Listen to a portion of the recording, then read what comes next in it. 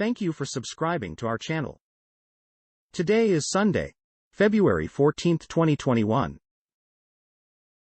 CNN report: Dallas police officer directing traffic killed by suspected drunk driver.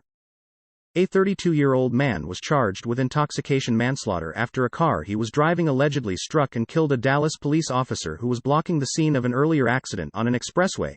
Police said Officer Mitchell Penton was standing outside his squad car with his emergency lights on when another vehicle hit the squad car about 1:45 a.m. Saturday. That caused the police car to strike Penton, the Dallas Police Department said in a news release. Al Jazeera report. In pictures, Russians show Valentine's Day support for Navalny. Supporters of opposition leader Alexei Navalny held candle-lit gatherings in residential courtyards across Russia on Sunday despite warnings that they could be arrested. Navalny's allies have declared a moratorium on street rallies until spring in Russia after police detained thousands of people in the past few weeks at protests against the opposition politician's arrest and imprisonment. But they urged Russians to show solidarity with Navalny by gathering outside their homes for 15 minutes on Valentine's Day evening, shining their mobile phone torches and arranging candles in the shape of a heart.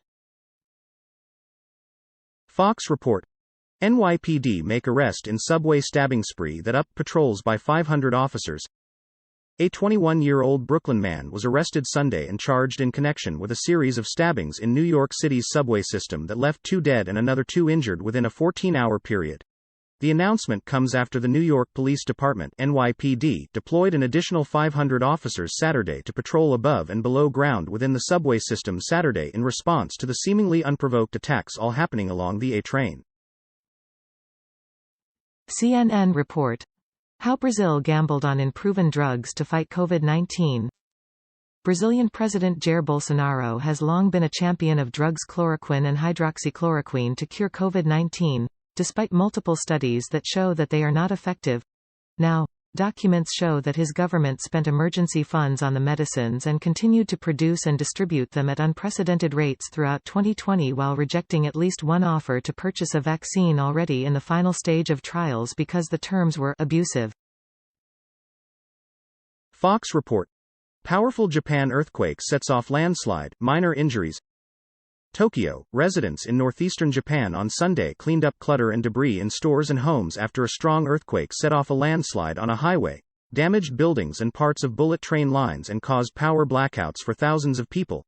The 7.3 magnitude tremor late Saturday shook the quake-prone areas of Fukushima and Miyagi prefectures that 10 years ago had been hit by a powerful earthquake that triggered a tsunami and a meltdown at a nuclear power plant. Fox report. Ethiopia's secret war in Tigre region, ethnic killings, rapes, near starvation reported. Many women have conclusively and without a doubt been raped in the Tigre region, home to Ethiopia's secretive conflict. The fighting may have left tens of thousands of civilians dead, the country's Minister for Women said Thursday in a rare government admission of its fallout. More than 100 women in the largely remote northern region have reported being raped amid the 4-month-long conflict between Ethiopian forces and allied fighters, including Eritrean fighters whose presence is denied, and the fugitive former leaders of Tigray who long dominated Ethiopia's government. BBC report: U.S. cold snap. Why is Texas seeing Arctic temperatures? The state is seeing some of its coldest temperatures in more than 30 years. With some areas breaking records that are more than a century old. Parts of Texas hit 0°F-18°C on Sunday, and weather warnings are going to stay in place through the week. So why is this normally boiling state suddenly freezing over? According to the U.S. National Weather Service (NWS), this is down to an Arctic outbreak that originated just above the U.S.-Canada border. Al Jazeera report. Kosovo opposition party set to win parliamentary vote. Exit poll. Kosovo's anti-establishment party Vatevandosja is forecast to win Sunday's parliamentary polls, according to an exit poll, a result which could further complicate efforts to resolve decades-long territorial disputes. The Pipos Kosovo Clan television exit poll showed Vatevandosja was forecast to win 41.8%, while another opposition party Democratic Party of Kosovo (PDK) is forecast to come second with 16. BBC report: COVID. UK scientist defends WHO fact-finding mission to Wuhan. Professor John Watson told the BBC that the trip to Wuhan, China, where the virus was first detected, was only a start and more research would be needed. The US, UK and members of the team have complained of insufficient access given to the mission by the authorities. China has insisted it was transparent. The international team of experts concluded their trip to the city of Wuhan earlier this week without any definitive answers on what caused the outbreak.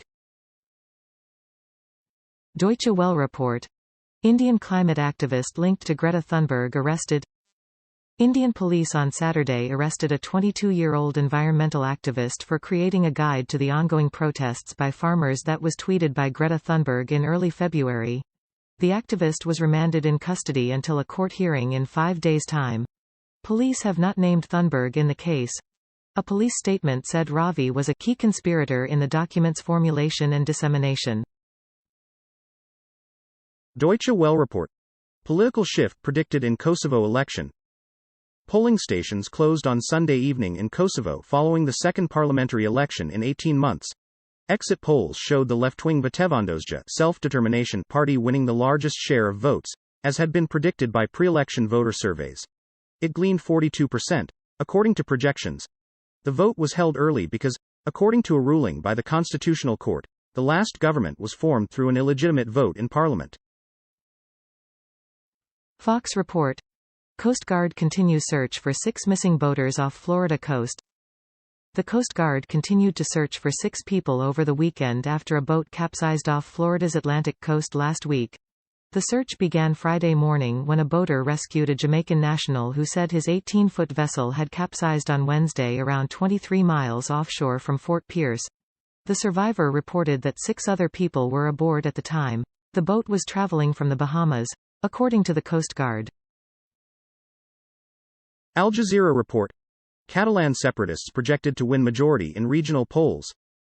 Separatist parties in Spain's Catalonia region look set to jointly win a majority of seats in the regional parliament, according to an opinion poll published by TV3 as polls closed.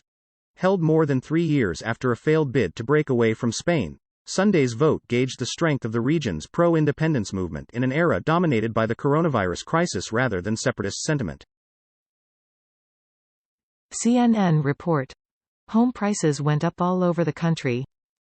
Home prices went up in all major metropolitan areas in the U.S. at the end of last year. That's good news for homeowners, who have seen the value of their home increase. But it has made getting into a home harder for many buyers. Existing home prices rose in all 183 metropolitan statistical areas tracked in the fourth quarter of last year, according to the National Association of Realtors. Double-digit price gains were seen in 161 metro areas, or 88% of them. BBC report. Obituary. Former Argentine President Carlos Menem. He was a far cry from the military dictators he preceded and a throwback to the glamour of his political hero, Juan Perón.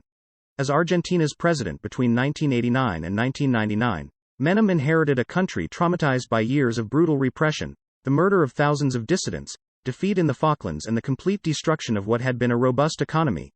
As a leader, he cultivated the image of a swashbuckling, political savior of the nation. Deutsche Welle report. Myanmar coup. Western embassies warn military to avoid violence.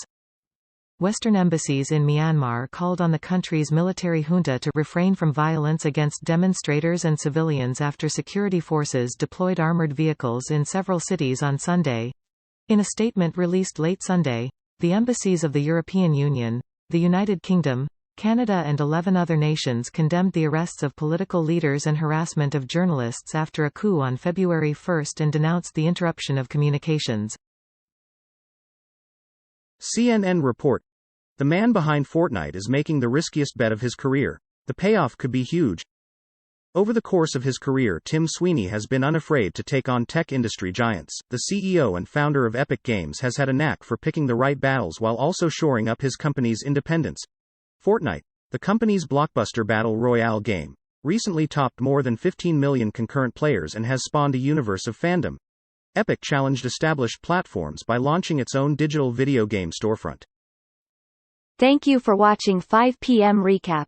To be notified, you can subscribe our channel and activate the bell.